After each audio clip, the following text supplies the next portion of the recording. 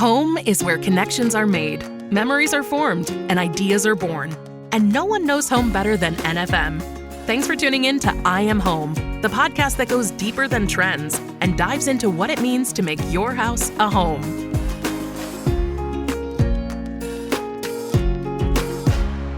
Hello and welcome to I Am Home, the Home Life Best Life podcast. I'm Tyler Weiskup, joined by my co-host who, if charm were fabric, she'd be velvet floral with gingham trim.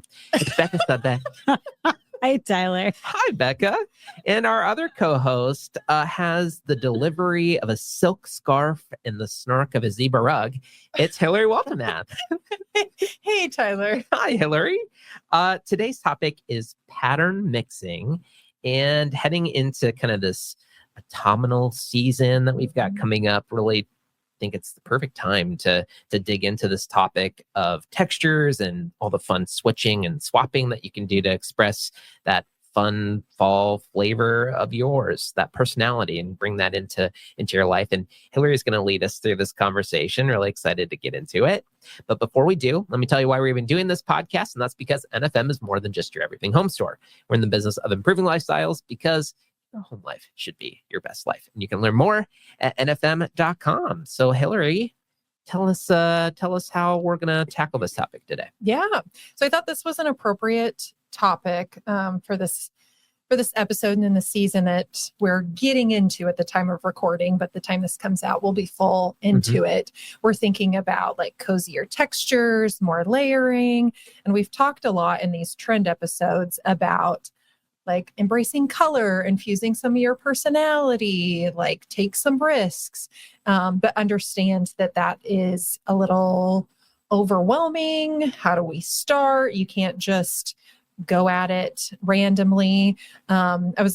We had our conversation with Rodney about like fall planter design, and then it was drawing a lot of parallels to that conversation. And he was helpful in kind of giving us some like guidelines. I'm hesitant to use the word rules, but these are like some good guidelines on how you can kind of approach it and makes, mixing or matching, or if you're really into that like maximalist style, it makes it far less overwhelming and kind of gives you a sense of direction. So breaking it down into what I think are some simple steps, and I think you'll feel like confident in your layering abilities and pattern mixings. You'll feel like a pro. And then added bonus, these same like guidelines apply to fashion. So if you're ever thinking about pattern mixing with your apparel, you can kind of take this same approach. Yeah, perfect. I've been wondering how Can't can wait. I? Yes. So we'll start with a color palette or color scheme. This is a great kind of like foundation to pattern mixing. And we've talked about like color theory in an episode, a while ago now. And we talked about like the different like theories to combining colors. But we didn't have any we weren't doing visuals at that point. So I'm bringing up kind of a topic we've discussed before. So the photo in the top left is what's called an analogous color scheme or color palette. So it's choosing colors that are right next to each other in the color wheel. So this photo we've got is a living room, and it's kind of, the walls are white, but the furnishings are pretty dark and moody. They're doing like shades of blue and purple and kind of indigo in there. So those are like right next, if you remember your Roy G. Biv, those are next to each other in the color wheel. And I say 3 to 5 colors in a color scheme or color palette is a good place to kind of stay within. You can, of course, do more, you can do less, but 3 to 5 colors should be kind of safe. Moving to the photo to the right, that's a complementary color palette. So here they've mixed teal and orange. And if I tell you like teal and orange is a color palette, you're probably like, holy, that's a lot. But there's a ton of other like neutrals in play here that kind of soften that. And then you can play in the various like shades of that color. It doesn't have to be bright teal and bright orange. You can go with like a muted teal and kind of like a rust orange. You don't have to go like what feels like a true kind of like definition. Primary, yes. The brightest iteration of those colors. Yes. Then going to the bottom on the far left, this is called a triadic color palette. So it's like colors kind of like equally spaced in the color wheel almost. So this bathroom is a combination of red, yellow, and blue. And again, if you're thinking of the primary sense, it's going to look like a playroom or a schoolroom. But in this photo, they've done kind of like a powdery sky blue on the walls. I think it's actually a tile. And then the wallpaper is a floral, and it's in kind of like a goldenrod yellow color. And then the cabinetry is in the red shade. So it's like a deep red, almost looks brown. So you've got 3 different colors in there, but that's not a room that like feels obnoxiously bright or too in your face. It feels very livable. And then the fourth one I'm sharing is a monochromatic color palette. So you're kind of choosing a slice in the color wheel and then playing with the various shades and depths there. So this example is a bedroom, and they're in kind of like a golden yellow range. So a little bit deeper on some of the pillows. The walls are kind of like a pale, kind of buttery yellow. The bedding, like comforter, is in even like a lighter yellow, I would say. It's slightly earthier in color. And then there's like a pop of like rust in there. So again, if you thought about doing an entire yellow scheme for your room, you'd probably like be a little put off by that. But that shows how you can kind of play within the shades of that color to kind of get that look. Yeah. Is there armchair in the corner that looks like a brighter shade of it? Just a little pop of it. Yeah. And all these rooms look fantastic. Yeah. And like you said, it's kind of the tone is super important with when we are playing with these colors. Yes. Okay. Yeah. So you can start to pull your color palette from anything. So you've got a piece of art that you love. Maybe you found like a throw pillow or a blanket that you love. I love starting with rugs. I think are fun because it takes up so much like real estate too. That's a good place to. You found this rug that you love and you kind of want to start to build things around that. Even if you've got a neutral sofa that can stay neutral, it can be a nice blank canvas, but pick one of those things like textiles and with what you layer. Wall decor, rugs is a great place to kind of start and build your color palette. Are you already looking at rugs that have like a pattern when you're doing some of the colors? Okay. Or is it more of like, because sometimes the rugs are just like a lot of color on it, but it might not be like a pattern. Yeah. I like, I either like something that's like solid or like a really bold pattern. Like I want to either like commit one way or the other personally is what I like to do. And I don't know, sometimes I have a hard time like finding a rug that fits with everything else. So I like starting there, and I'm always probably going to buy a neutral colored sofa. That's just, I'm going to play it safe there. You could certainly, bring in color with a larger piece like that. But then I can like, maybe I'm not into this rug anymore. It's something I feel like the recycle. rugs are super easy to like be like, okay, I want to change it up. I'm gonna get a new rug. Then you're right. If you have a neutral sofa, you don't have to get rid of that. Yeah. And like I said, it the look rug so is different, so big, like it takes up so much space oftentimes. I have an easier time starting there. Yeah. Makes sense. Yeah. Okay. You're ready for like step 2 in the pattern mixing? No, let's go through the colors again. You want to run it back? No, I'm ready. Yeah, let's do it. Okay. So, one more thing I'll say about color that I didn't mention is you want to pick like if you're working with multiple colors, kind of pick one color to be your more like dominant or primary color in your scheme.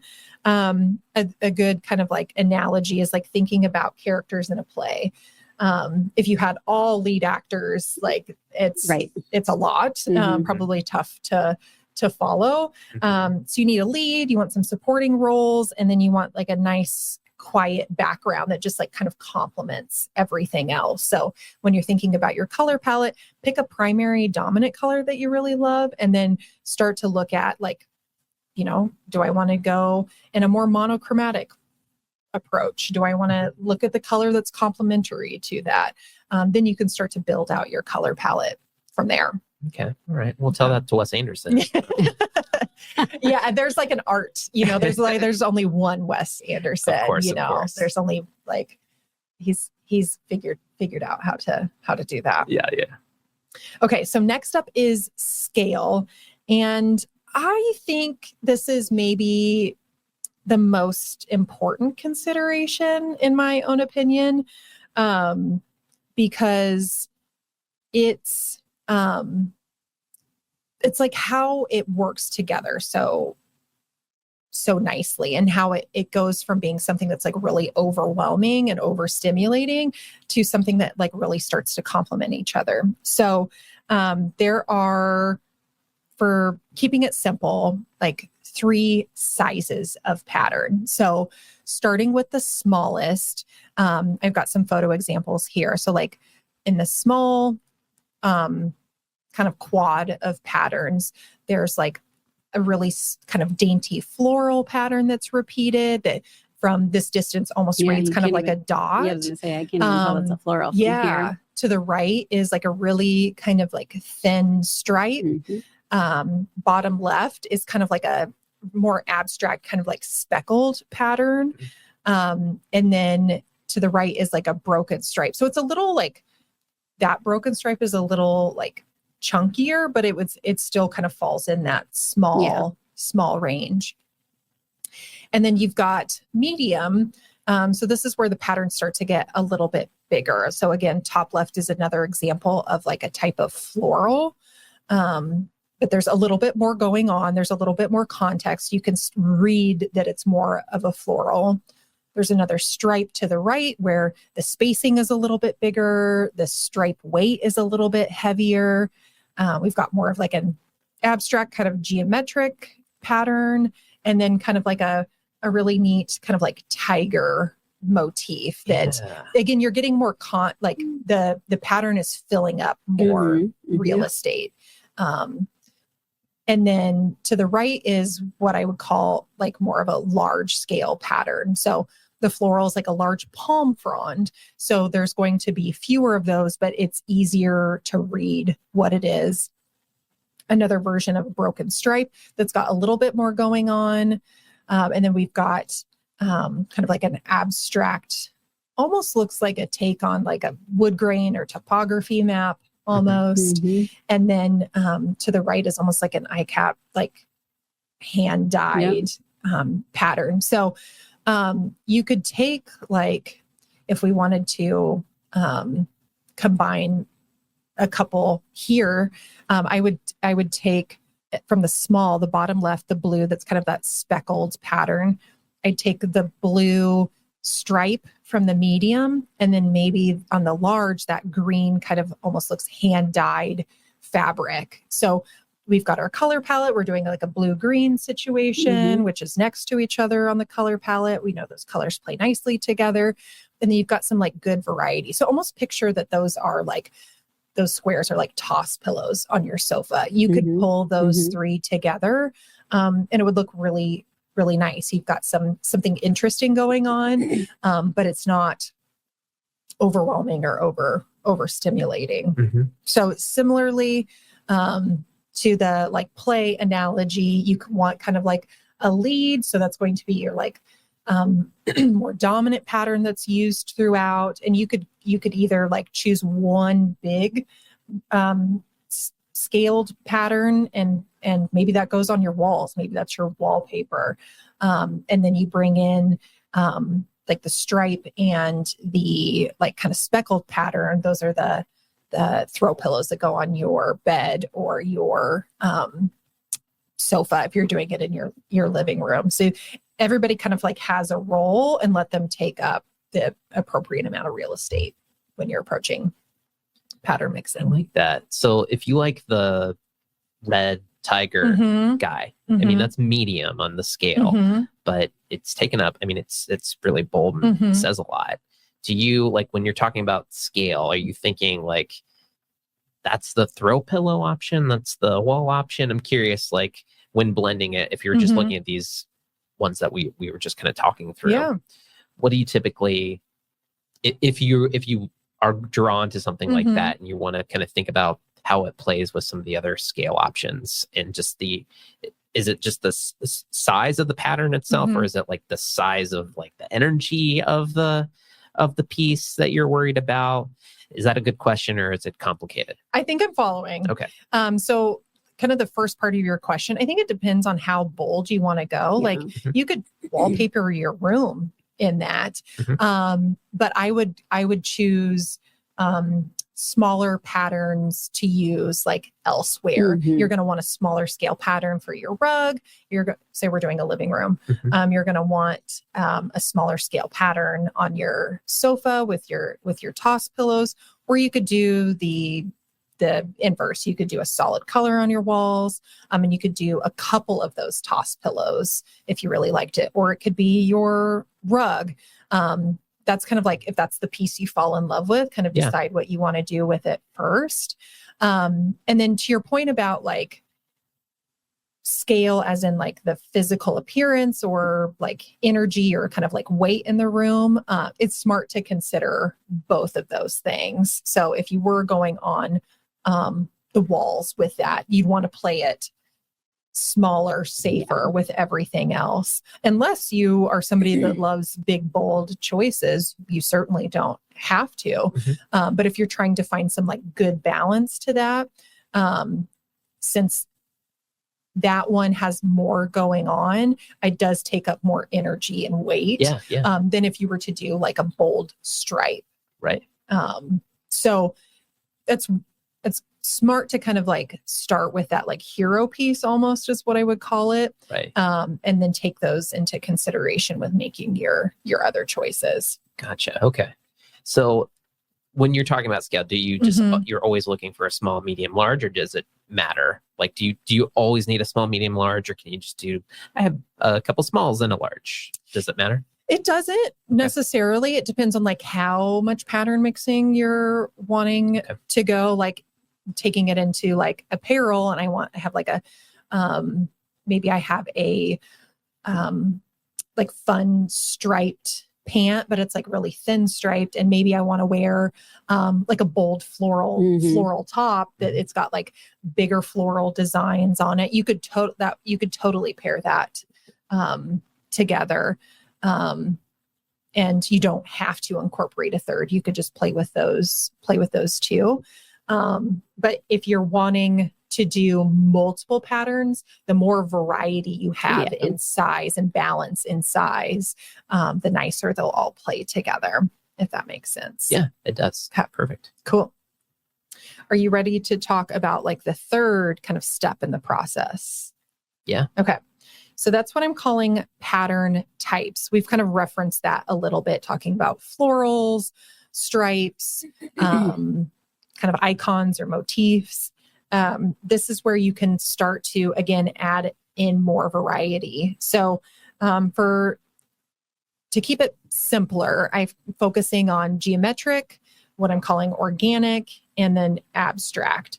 So for geometric, think things like squares, triangles, circles, stripes, maybe even herringbone. It's like very angular. It's repeated. Like there's like distinct shapes that are starting to come out. So in my examples, there's sort of like a almost has like a Southwestern motif to it a little bit. Almost you're reading kind of like an arrow shape. That kind of reminds me of like a kaleidoscope. Yes. Yeah. So all the pieces there's like you can pick up on a triangle, and then I'm sure there's a word for this, like slanted rectangle that I'm forgetting from geometry. I know. Yes. Is that Rhombus. I think it might be. Totally. Yeah. Totally a rhombus. Rhombus. I think it is. Yeah. Math was gonna not go my with that. forte, if you would guess, based on the career I chose. And then to the right of that is a bunch of circles. The circles are I've seen that wallpaper. Yeah. Is this the wallpaper? So I feel like these examples are from Schumacher, Okay. which is like an amazing resource for like interior designers. They do wallpapers. I've seen that wallpaper in person. fabrics. The circle one. Yeah. So I was like sleuthing the internet, and I was like, I just need a library of options. So I went to Schumacher and picked these out. So it's very likely you've seen a photo with. No, I've seen it in application. Yeah. They have it in real life, in the doctor's office at one of the the new children's out west. Oh yeah. Cool. It's like a brand new building, but it has that wallpaper. Yeah. Love that they went more playful with it. It's actually, it looks really nice. Yeah. Yeah. It's like smaller circles, and they're like almost like divided in half or in like two different colors with each of the circles. And then bottom left is like kind of like a box design. And then to the right is it's almost reading chevron like, but it's not quite. So that's what I would classify as geometric. Organic is like things derived from nature, I would say. So florals, leaves, botanicals. I would even put, like animal motifs in here as well, like things derived from nature.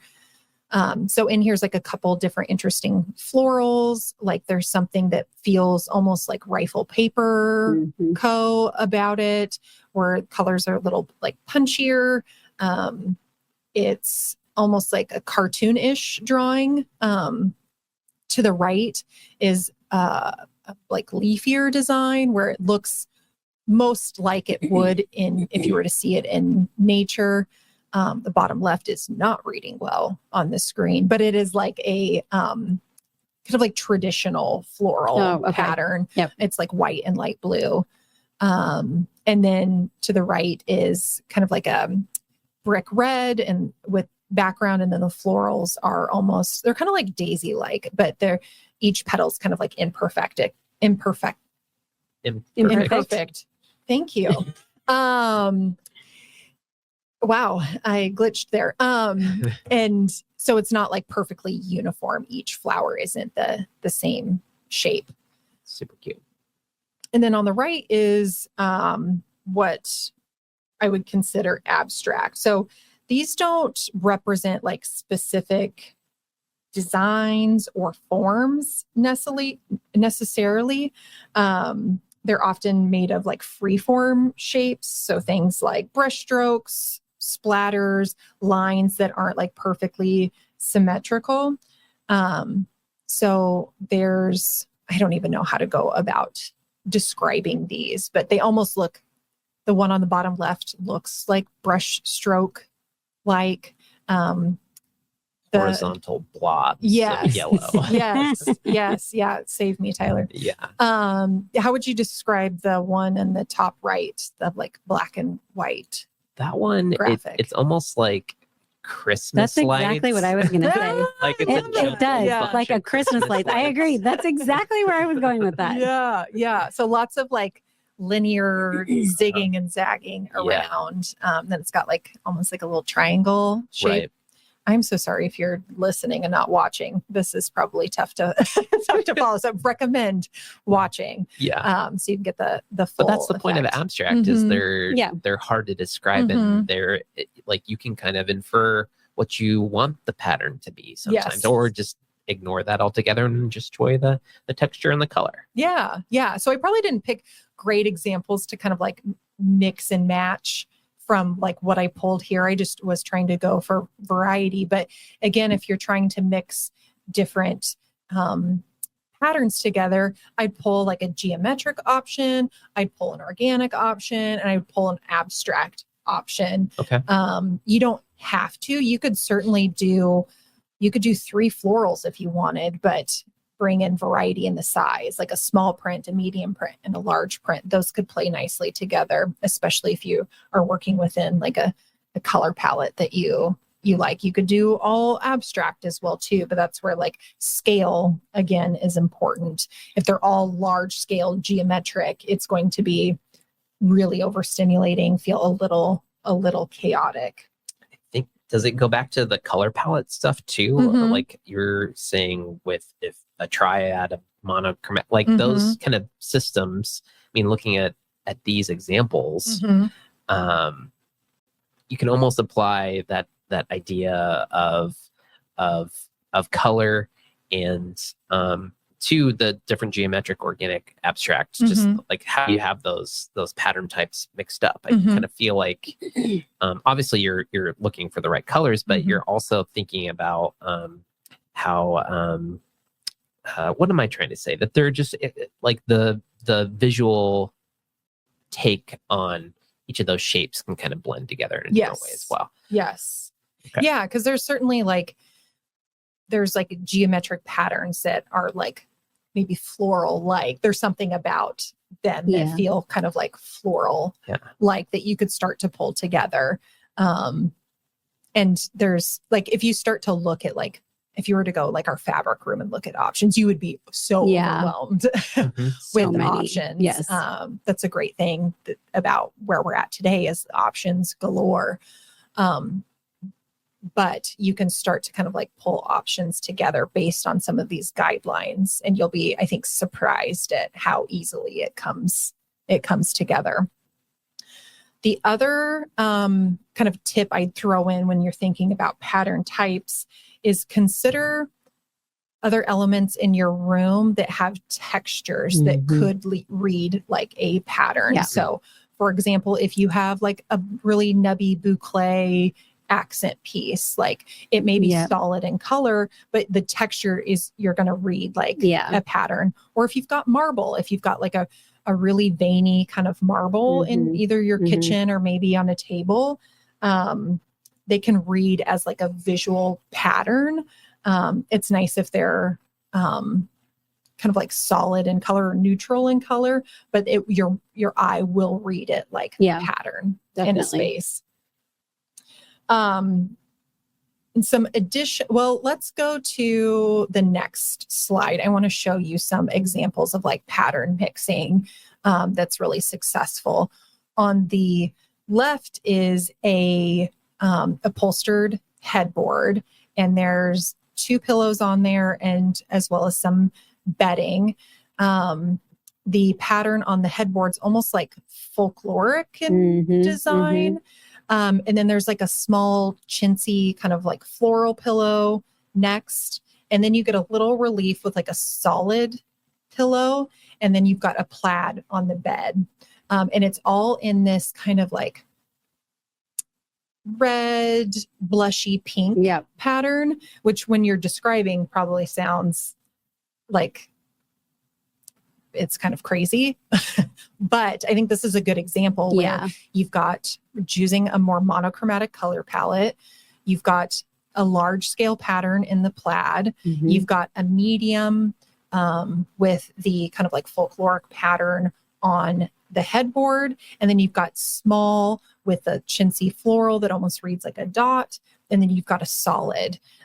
So that's a good example of all of these kind of like guidelines in play.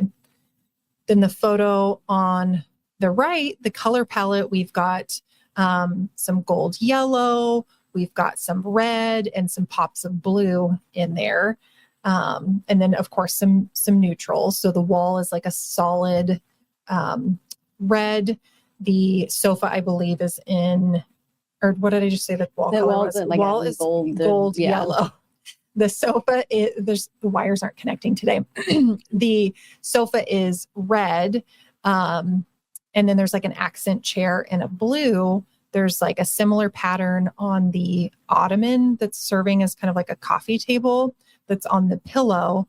And then, but it's hard to read from where we're sitting compared to the monitor, is there's like a really veiny marble kind of surround on that fireplace. Yeah. So they did a good job of taking that into consideration with a solid paint color kind of around it.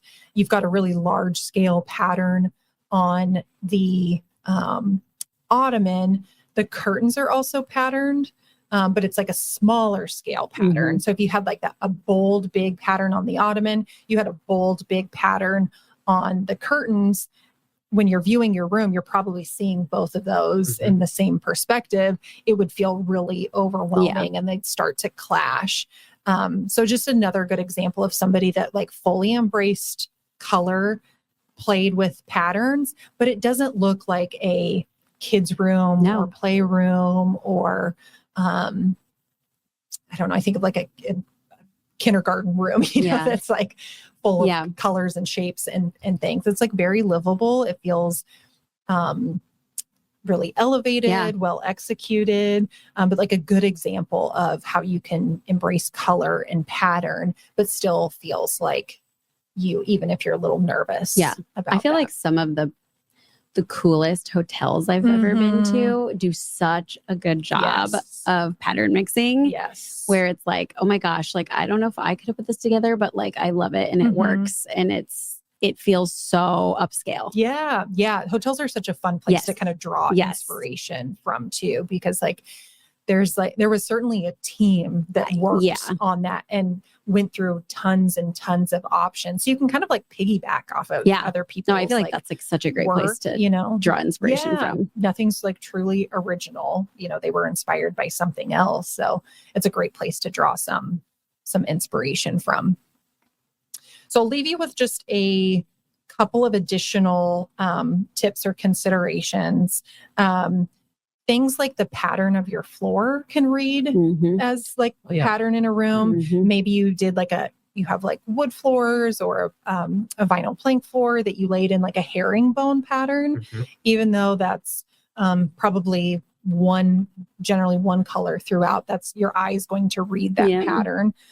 Or if you've done a gallery wall in your room, like that's a lot of like likely squares, rectangles, maybe some circles and ovals in there. Like your eye is going to read that as a pattern. So take that into consideration. And then the other like tip is like give patterns some space to breathe, work in some solids and some neutrals in between. If you've got like that example we saw was a good example of like, if you've got a pattern headboard, how you can bring in more patterns. But if that's too much for you, do patterned headboard, solid pillow, another patterned pillow, and then your bedding. Or if you've got a solid sofa, you have tons of room to play with your throw pillows or your rug, but that like solid sofa gives space for those patterns to breathe. Or if you're more maximalist, you've got a large scale pattern on your sofa, you're going to maybe go with a smaller pattern in your rug. So those aren't like competing for space. So to kind of like recap it all, stick to a color palette, vary the scale, mix up your pattern types, and don't forget to let your patterns breathe.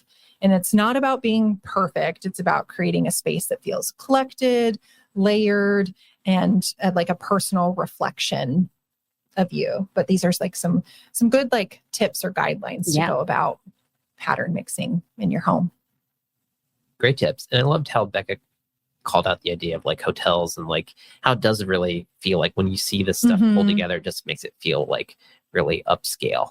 And it's just like nice so far fancy from basic. I feel like it's just like, wow, like, I don't know. I feel like you pull it off. Yes. Yeah. It can be so fun. Yeah. They do such a good job of making you feel like transported to exactly place, and I think most do a good job of like playing into like some local flair as well too, that feels special. So it's a good example of just like, you can be surrounded by inspiration that you can draw from. Yeah. Perfect. This was a great episode. Thank you, Hilary. Of course, thanks to Becca. Thanks to our producers, Ann and Scott. And thank you to our listeners as well. If this episode helped you kind of identify how you might pattern mix in your own home, we want to hear about it. So hit us up on the socials or check out our website, nfm.com/podcast. And until next time, here's to making your home life your best life, one story at a time. Thanks for joining us today for I Am Home with Tyler Weisskopf, Hilary Waltemath, and Becca Sudbeck. No one knows home quite like NFM. So if you'd like more information on home design at NFM, please check out nfm.com and leave us a review on the podcast platform of your choice.